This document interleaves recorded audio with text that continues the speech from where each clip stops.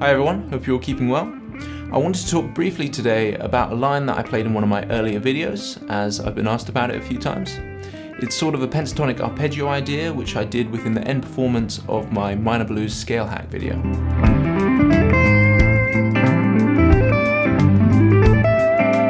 So I thought we could break apart and explain the idea, but also expand it into a bit of a concept so that we can hopefully use it as a way to break out of our common boxed-in pentatonic shapes. So let's do it.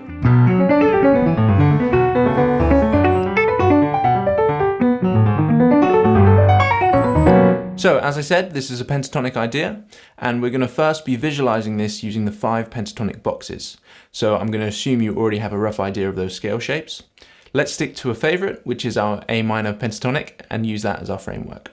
So basically what this idea is sort of combining 2 adjacent boxed pentatonic shapes together to create wider intervallic gaps, which results in a more modern sounding pentatonic arpeggio type idea. For example, if we take this minor pentatonic box, which we all know, that starts on the root, and the box adjacent to it, so the scale shape which starts on the next scale degree, which is the minor third,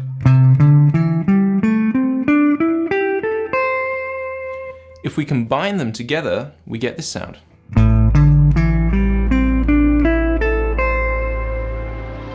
So the thing that's going on here is we start by playing 2 notes on the same string. The placement of these 2 notes will be a mix of both the pentatonic boxes. So the placement for the first note A, of course, comes from this pentatonic box shape, but then the next note we play on this same string, D, comes from the adjacent pentatonic box. So we're essentially skipping a note of the pentatonic scale, the C, but more on that in a second. We then change string to play the next note of the scale, but we only play 1 note on the next string because the placement of this next note, E, is shared between both our chosen pentatonic boxes.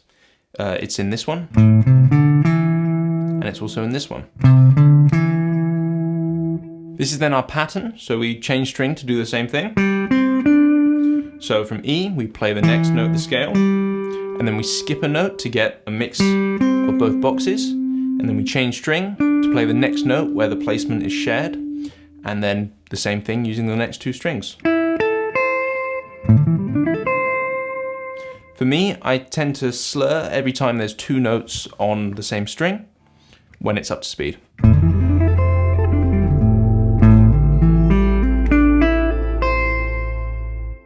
Now, even though we've got a bit of a stretch here, playing it this way is actually easier when wanting these wider intervals found within the pentatonic. For example, we could also analyze the pattern like this. We start on a chosen degree of the scale, and then we do a skip. A skip meaning we skip over a note. We then do a step, meaning that we step to the next note of the scale, and then we do a step again. So if we do this same pattern but just kept within one of the boxes, we get this. Skip, step, step, skip, step, step, skip, step. So even though this can be done, I actually find this much more awkward, and to me it just doesn't sound as good as this.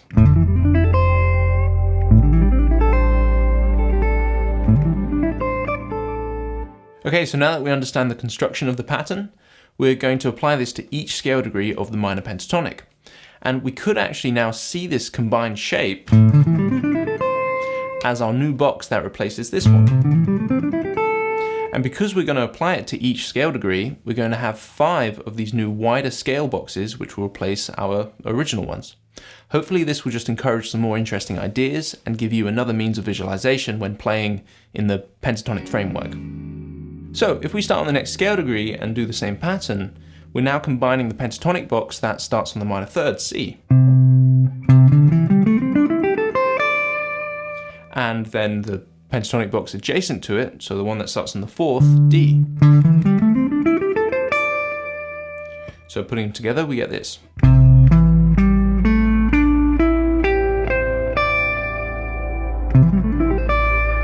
So really cool. Next one, if we start on D, and then combine it with the box that starts on the 5th, E, we get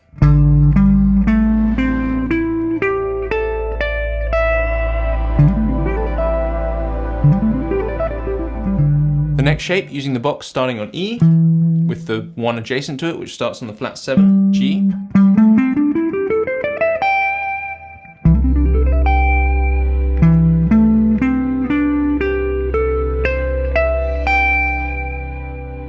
And finally, we get the last one, which combines the box starting on the note G with the very first box we started with. So we get this.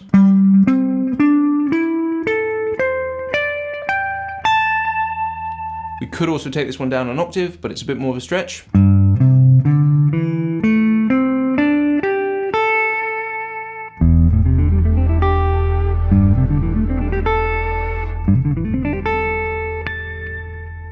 So now what we could do is take these new shapes and mess around with different pattern variations and sequences. I do, however, also want to remind ourselves that even though we're talking about boxes, shapes, and patterns, it's still really important to be able to hear these sounds and recognize these intervals within context. We want to move past only understanding these ideas as licks and instead as actual musical language. Only then can we truly use the guitar to bring out our best musical decisions and have intent within our solos or improvisations. That being said, you'll of course have to spend a bit of time in the noodling phase to adopt these new techniques within your muscle memory, but as soon as possible, we need to start practicing in a way that allows us to take any patterns we learn and voice lead them through chord changes or different harmonic progressions. This is what will show a true mastery of these musical ideas. There are great ways we can impose these pentatonic sounds to imply various kinds of harmony, but that's a topic which I'll get into in another video. So let's try a different pattern through this new arpeggio type scale / pentatonic framework. Let's only take the first 3 strings of the shape and use that as the pattern which we'll play from each string set. So we get a 5-note pattern starting on the root on the low E string.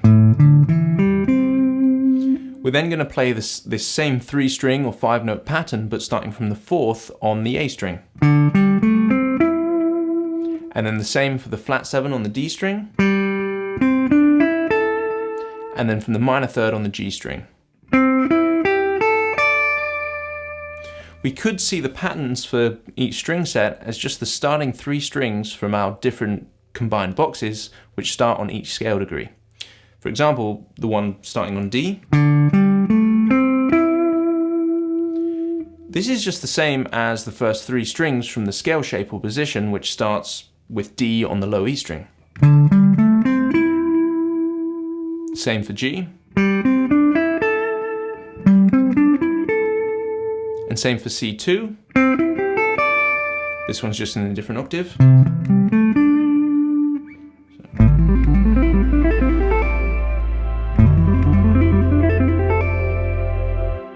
So already, this is really interesting because it's a 5-note pattern or sequence. But if we wanted to, we could make it a 6-note pattern while still only using the first 3 strings for each starting point. Something like this.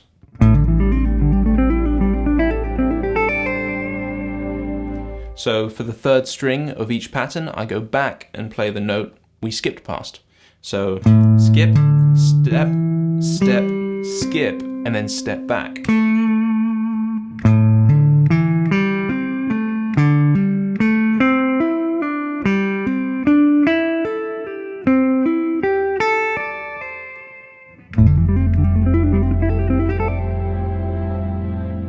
Now you're going to want to do this for each new combined position. This will all be written out on the PDF, but here it is quickly just for the next combined box, where we start from the minor 3rd on the low E string.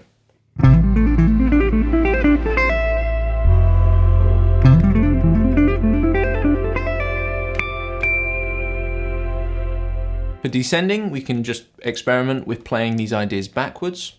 Here's the 5-note pattern. Or the 6-note one. And then of course we'll do this for each position or starting point, as I said before. Here's a nice variation based on this same 3-string sequence, which really complements hybrid picking. We ascend up the same 5 notes as before.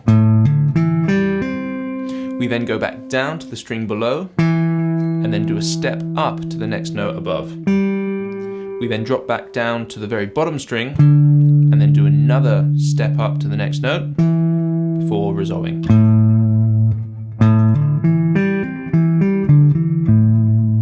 We can then do this for each group of 3 strings.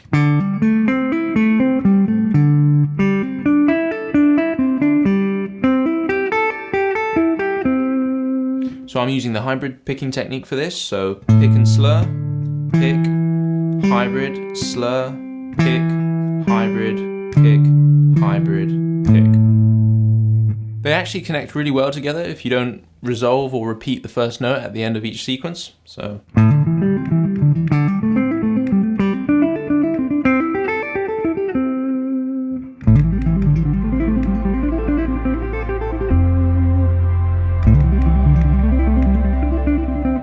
we could also expand on this same idea by making it a 5-string pattern before coming back down. So we're pretty much almost doing the whole of the original combined box before we come back down the same way.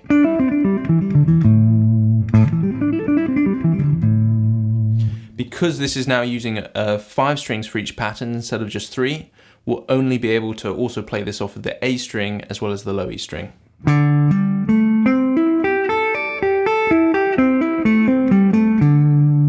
And they of course connect really well together too.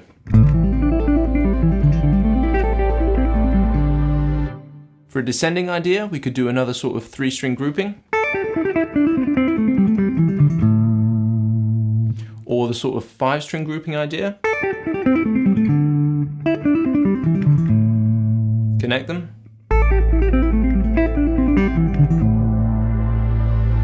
Again, all this stuff will be written out for each position on the PDF.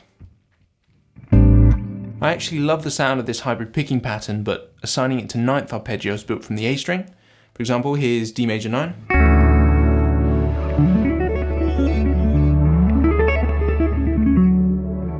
So similar picking and pattern style. This actually works really well for all kinds of chord qualities, so I'll definitely make a video focusing on these arpeggio shapes as well. Anyway, back to the pentatonic. Hopefully these ideas will give you an instant way to get a different and more modern sound within your pentatonic vocabulary. It should also help you break out of the common singular box that we tend to sometimes be trapped in. In fact, another thing to have a bit of fun with if you really want to break out of the pentatonic boxes is playing the pentatonic as a 3-note per string scale shape. So we do this starting on each different degree of the scale. So maybe start on the lowest option of the guitar, which is the 5th for this A minor pentatonic. And then from the flat 7.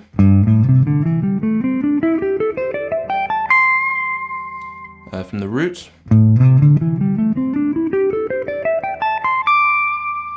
The minor 3rd. And then finally from the 4th. To help with visualizing from a different range, we could also do the same thing, but starting from a different string. So maybe starting from the root on the A string, or from the 3rd,